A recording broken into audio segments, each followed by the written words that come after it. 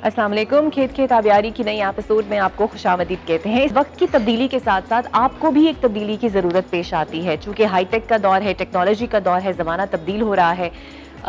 तो हमने सोचा कि हम ये जानने की कोशिश करें कि इस डिपार्टमेंट ने कितनी उस टेक्नोलॉजी को अपनाया है, कितना ही अप टू डेट हुए हैं। और इसी के लिए आज हमारे साथ जो मौजूद हैं शख्सियत अहमद उस्मान अवान साहब, डेप्यूटी डायरेक्टर HR मैनेजमेंट हैं ये। बहुत शुक्रिया अहमद उस्मान साहब। पहले तो ये बताया, ये जो सिस्टम इम्प्लीमेंट होने जा रहा है महकमा आपाशी में, ये क्या सिस्टम है? Basically services and general administration department ने PITB को इंगेज किया।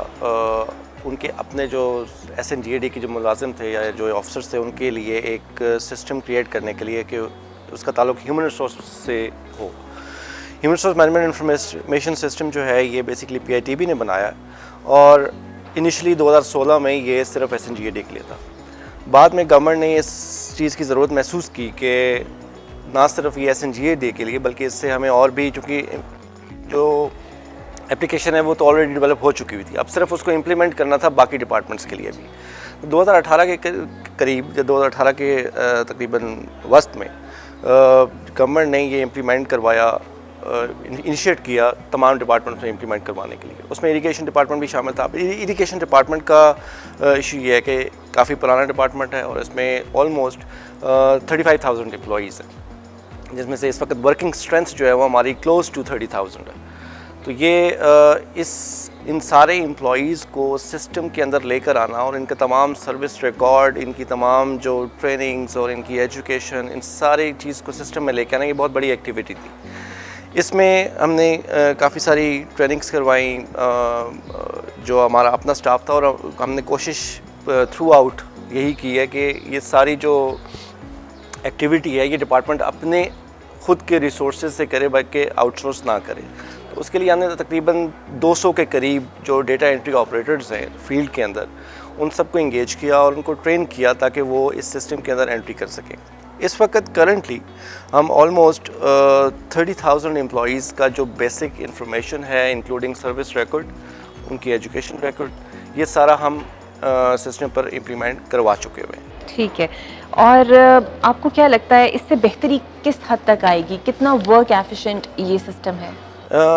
बेहतरी तो ऑब्वियसली इसलिए आएगी क्योंकि पहले जो तमाम इस तरह की जो एम्प्लॉइज़ से रिलेटेड जितने भी काम थे, चाहे वो उनकी ट्रांसफ़र पोस्टिंग हो, उनकी प्रमोशन हो, उनकी सर्विस रिकॉर्ड से रिलेटेड कोई भी चीज़ हो, कोई इंक्वायरीज़ हों, वो सब मैनुअली डील होती थी। उसका इशू ये होता था कि बहुत सारे एम्प्लॉइज़ हैं और एम्प्लॉइज़ का रिकॉर्ड को मेंटेन करना फ़ाइल्स के अंदर, और बवक्त ज़रूरत उस स्पेसिफ़िक रिकॉर्ड को जिस एम्प्लॉई से वो रिलेटेड है वो ढूंढना एक इशू हुआ करता था, जिस पर बाज़ औक़ात एक से लेकर कई दिन, शायद प्रॉबली हफ्ते भी लग जाते। हेर-फेर भी आसानी से हो जाती थी। इसके बारे में तो मैं कुछ कह नहीं सकता, लेकिन पॉसिबिलिटी ज़रूर है। तो उस चीज़ को डिजिटाइज़ करने का मकसद एक तो ये था कि तमाम जो रिकॉर्ड है उसको डिजिटाइज़ किया जाए और वो रेडिली एक्सेसिबल हो किसी भी अथॉरिटी के लिए। किसी भी जो ऑफिसर जो अथॉरिटी रखता है उन ख़ास एम्प्लॉइज़ के ऊपर,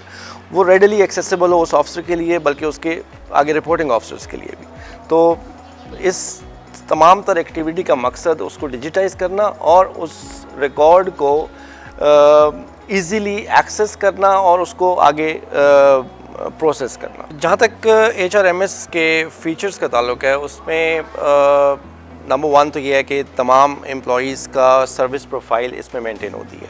अब एक एम्प्लॉई है वो 30 साल की सर्विस गुजार चुका है, तो बजाय इसके कि हम मुख्तलिफ़ कागज़ों में से घूमें, हम उसकी सर्विस प्रोफाइल को एक सिंगल क्लिक पर व्यू कर सकते हैं।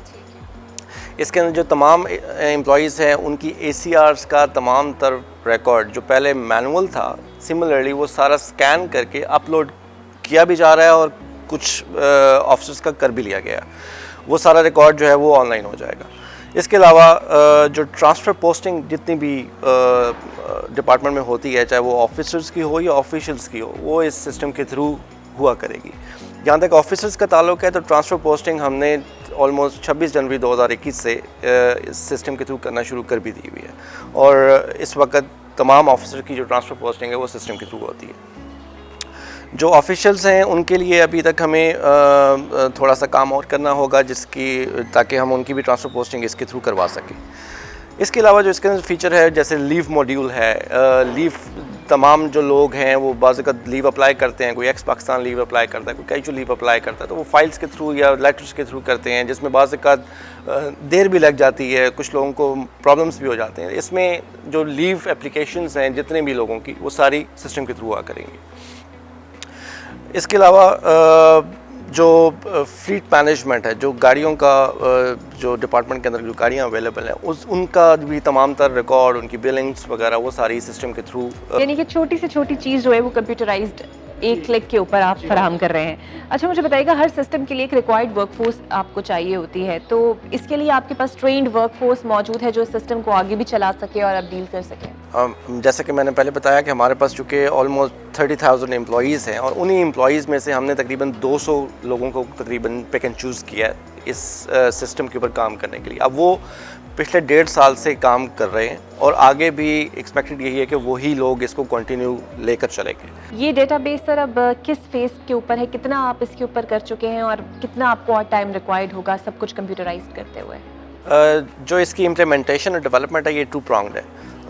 PITB साथ साथ कुछ मॉड्यूल्स डेवलप भी कर रही है जो अभी तक जिन पे काम जारी है इस वक्त। जो मॉड्यूल डेवलप हो जाता है उसकी PITB स्पेशली एक ट्रेनिंग रखती है और वो हमारे पास हैंड ओवर हो जाता है, फिर हम उसकी इम्प्लीमेंटेशन करते हैं। ठीक है अहमद साहब, इसके लिए जो आपने जिक्र किया कि आपने 200 बंदे जो आपके एम्प्लॉयज़ पहले थे उन्हें ट्रेंड किया, अब चूंकि ये ऑनगोइंग प्रोसेस है, आप आउट ऑफ फील्ड में भी ट्रेनिंग का एहतमाम करते हैं, वो क्या प्रोसीजर होगा?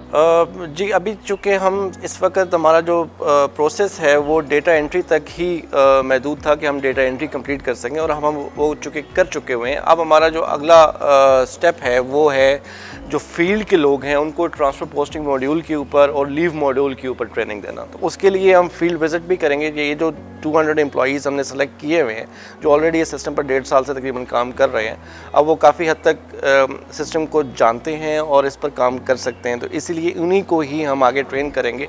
फिर आगे जैसे जैसे टाइम गुजरता जाएगा लोग एक दूसरे को भी ट्रेन कर सकते हैं। अगर कोई बंदा ट्रांसफ़र पोस्टिंग हो जाती है किसी डेटा एंट्री ऑपरेटर की तो अपने साथ किसी दूसरे को सिखा भी सकता है। जो लॉगिन्स वगैरह जितने भी फील्ड में दिए जाते हैं वो सारा यहाँ सेक्रेटेरिएट से ही मैं खुद मैनेज करता हूँ। तो हर बंदा जो है उसको एक्सेस अवेलेबल होती है। हर एम्प्लॉई जो है वो अपनी प्रोफाइल खुद व्यू कर सकता है, उसमें कोई प्रॉब्लम है, कोई इशू है तो वो चेंज कर सकता है। जैसे मैंने आपको पहले बताया, कोई भी ऑफिसर या ऑफिशियल है उसने कोई रिक्वेस्ट पुट फॉरवर्ड करनी है लीव के लिए या कोई ट्रांसफ़र के लिए तो वो सिस्टम के थ्रू कर रिकॉर्ड है। एक आखिरी सवाल, इससे आप एक एम्प्लॉय की परफॉर्मेंस एवेल्युएशन भी कर सकते हैं, एफिशिएंट कितना एम्प्लॉय काम कर रहा है? जी बिल्कुल। जैसे मैंने पहले बताया कि तमाम लोगों की जो ACRs हैं वो इस सिस्टम के थ्रू ही मैनेज हुआ करेंगी। इवन हमने जो पुरानी ACRs हैं जो 20-30 साल रिकॉर्ड पुराना है वो सारा हम आस्ता आस्ता स्कैन करके इस सिस्टम पर लेकर आ रहे हैं। एक ACR से मुतालिक एक नई पॉलिसी भी डेवलप की जा रही है तो परफॉर्मेंस मैनेजमेंट से मुतालिक, तो जैसे ही वो नई पॉलिसी आएगी वो हम सिस्टम में इनकॉर्पोरेट करेंगे ताकि एम्प्लॉई की हद तक जितना भी डिपार्टमेंट के अंदर अब 6 या 7 SOs हैं जो वो एम्प्लॉईज़ से रिलेटेड हैं, तो वो जितना भी रिकॉर्ड एम्प्लॉईज़ से रिलेटेड है including inquiries and performance management as well, तो वो सारा सिस्टम के थ्रू मैनेज किया। ठीक है, बहुत शुक्रिया अहमद उस्मान अवान साहब। तो ऐसी तब्दीलियाँ जो कि डिपार्टमेंट की एफिशिएंसी में इजाफा करें, उनकी कैपेबिलिटीज़ में इजाफा करें, वो अल्टीमेटली जो फ़ायदा है वो आवाम तक ही उसका पहुँचेगा। तो ऐसी चीज़ों को अप्रिशिएट करना चाहिए और इसीलिए हम ये पॉजिटिविटी भी आज आपके सामने लेकर आए। तो अगली एपिसोड में मिलेंगे कुछ और ऐसे अहम इशूज़ के साथ जो जानना आपके लिए और किसानों के लिए और आम आदमी के लिए बहुत ज़रूरी है। अल्लाह हाफ़िज़।